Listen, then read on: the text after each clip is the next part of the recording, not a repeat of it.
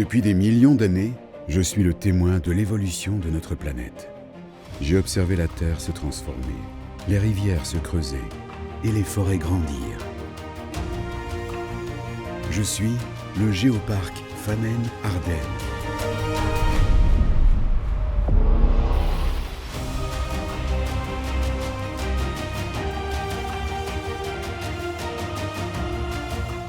Je repose sur les vallées de 3 rivières, la Lesse, la Lomme et l'Ourthe. Ces vallées abritent des sites géologiques exceptionnels, comme les grottes de Han-sur-Lesse ou celles de Hoton. Sur toute l'étendue de mon territoire, vous pouvez également découvrir des paysages époustouflants, comme les plateaux calcaires de la Famenne ou les vallées boisées de l'Ardenne. Mais, plus qu'un simple témoin, je suis une région unique au monde. Depuis des milliers d'années, moi, le géoparc, je suis un véritable paradis pour l'homme et la biodiversité. Mais aujourd'hui, je suis en danger.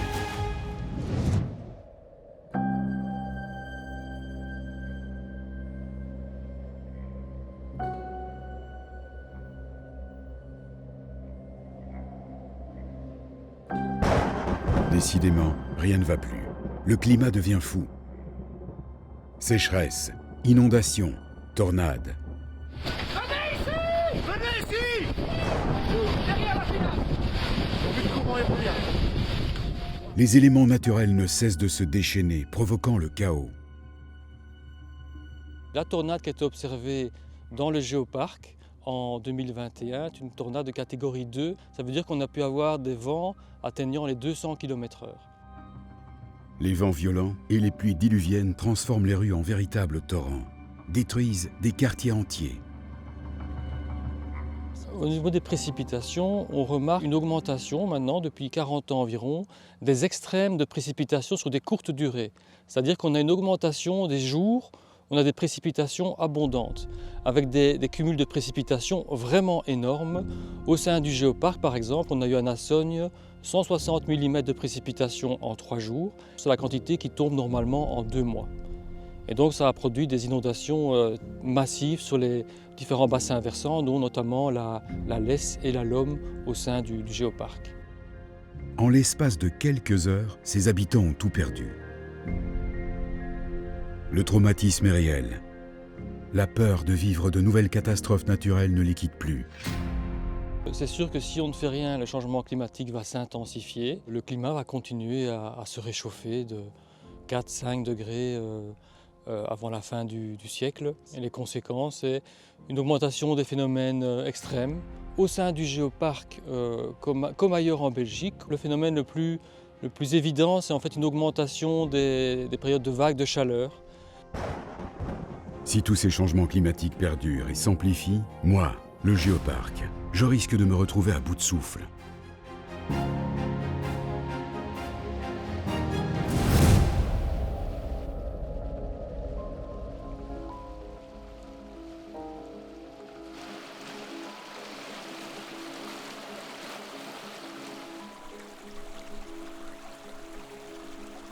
Au fil des siècles, l'eau a façonné mes terres pour s'y installer et ainsi créer mes réserves souterraines. Mais depuis quelques années, face aux vagues de chaleur et aux sécheresses, l'eau, ce bien si précieux, pourrait venir à manquer. C'est à craindre en effet qu'il y ait des rivières qui soient complètement à sec. En fait, c'est déjà le cas de certains petits cours d'eau qui constituaient en fait des frayères pour les poissons, qui ont totalement disparu. Mais ça veut dire qu'il n'y a plus de vie possible pour les poissons et pour tous les organismes aquatiques qui vivent dans la rivière aérienne. Alors régulièrement, j'autorise des scientifiques à explorer mon monde souterrain. On essaie de caractériser les écoulements souterrains et le stockage de l'eau dans ces aquifères calcaires qui sont véritablement une caractéristique du géoparc Pfannen-Ardenne. Et ces réservoirs d'eau souterraine sont extrêmement importants puisque à l'échelle globale, ça constitue une part très importante des réserves en eau douce qui sont indispensables aux êtres humains et aux écosystèmes de manière générale. Pour comprendre le fonctionnement de ces nappes phréatiques, nos experts scientifiques utilisent une série d'instruments parfois étonnants.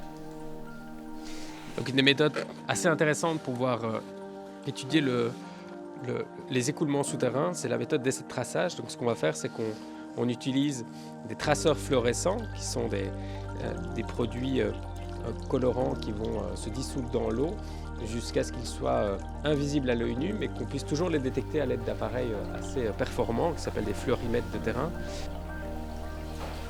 Et les résultats de leurs recherches sont plutôt alarmants. Avec les modifications du climat qu'on connaît sous nos latitudes, on observe que la modification du cycle de l'eau et du régime des précipitations va avoir un effet sur la manière dont ces nappes phréatiques vont se recharger, ce qui va pouvoir induire des sécheresses et des inondations, notamment dans le géoparc Famenne-Ardennes. Diagnostic, je suis victime de stress hydrique. Mes réserves d'eau s'épuisent, ce qui affecte sa distribution auprès de mes habitants. On ne peut qu'encourager la population à être sobre dans son utilisation de l'eau. La commune de Rochefort doit prendre des mesures pour restreindre les usages de l'eau. Et elle est vraiment en difficulté par rapport à ça et doit parfois en faire venir d'ailleurs. Effectivement, si nous n'agissons pas, l'eau, cet or bleu, est vouée à disparaître. Et c'est toute la biodiversité qui est en péril.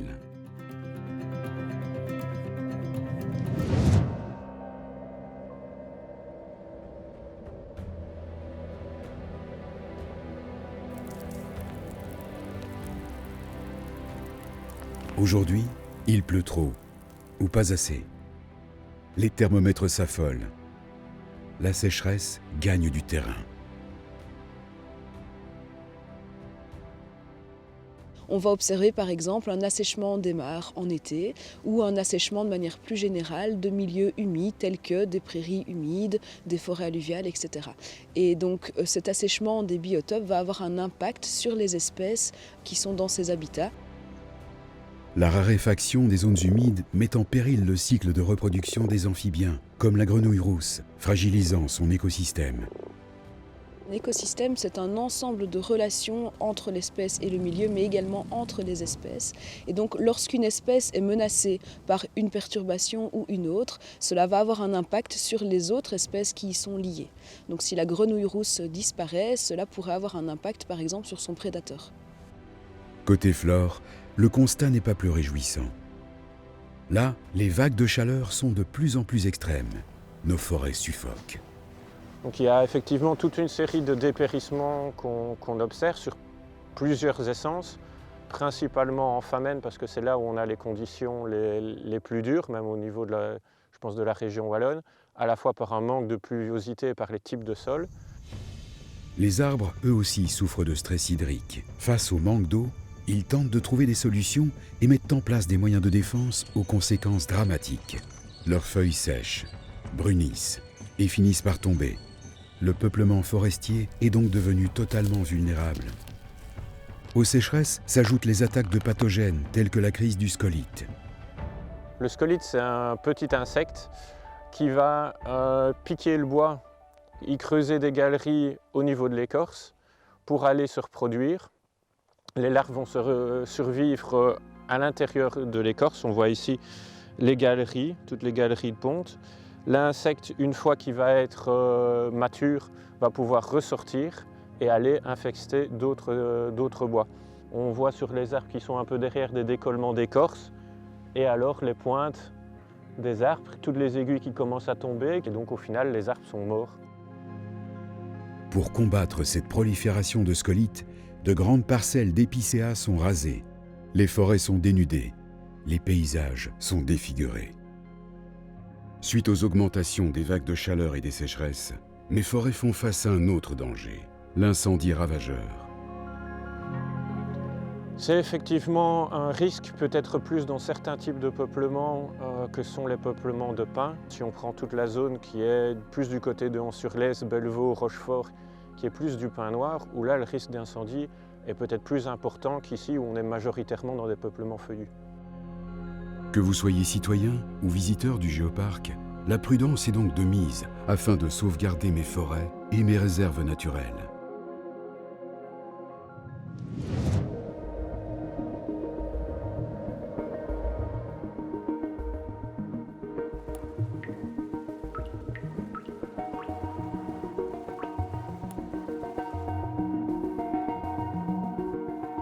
Si j'existe officiellement depuis 2018, mes trésors, eux, sont âgés de millions d'années.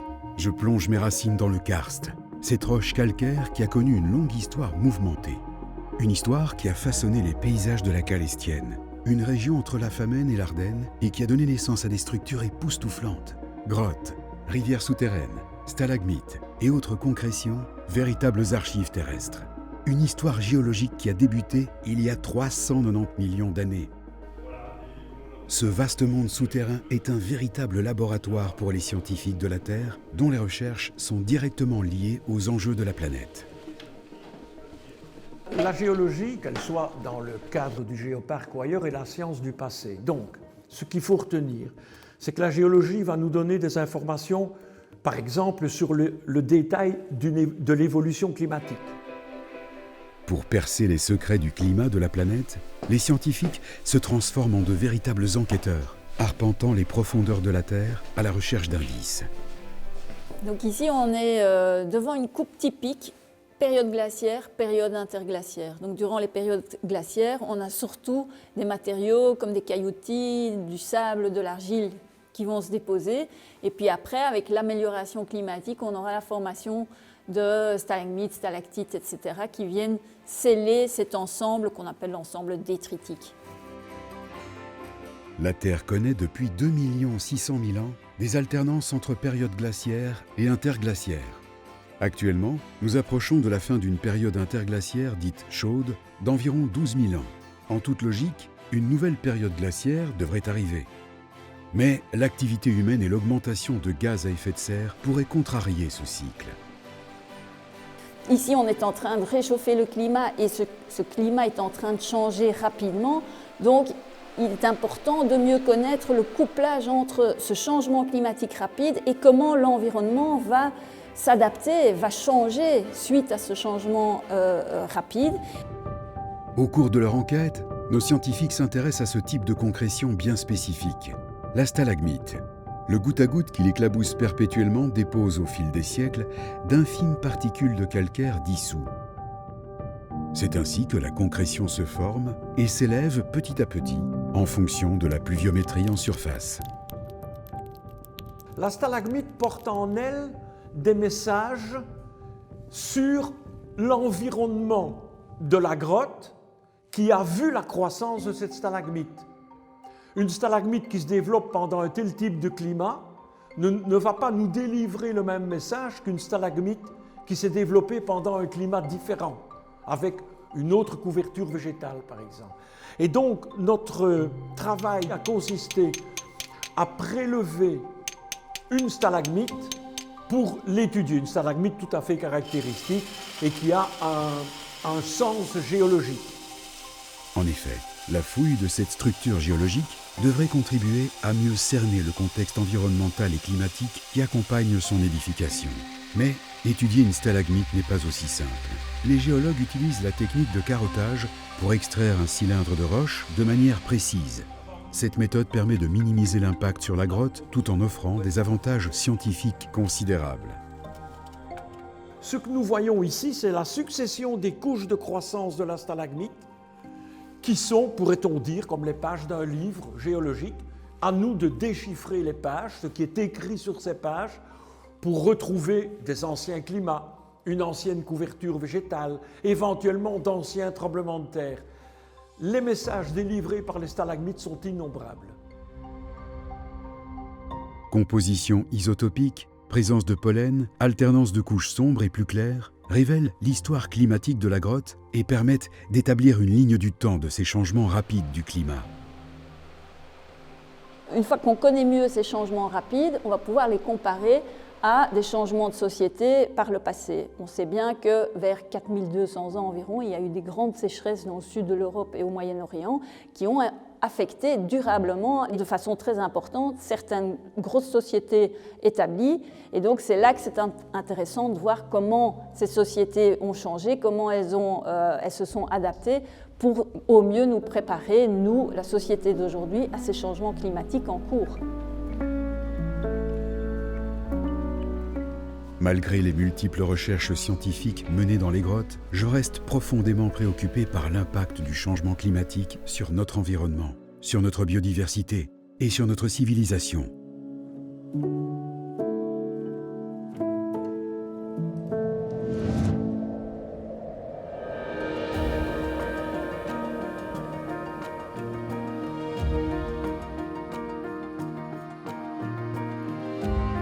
Asphyxiée par la pollution de l'air, notre terre brûle. Malheureusement, aujourd'hui, il est difficile d'éteindre l'incendie. L'humanité épuise goutte à goutte les ressources en eau de la planète. Le temps est compté. Nous ne pouvons plus nous permettre d'attendre pour agir.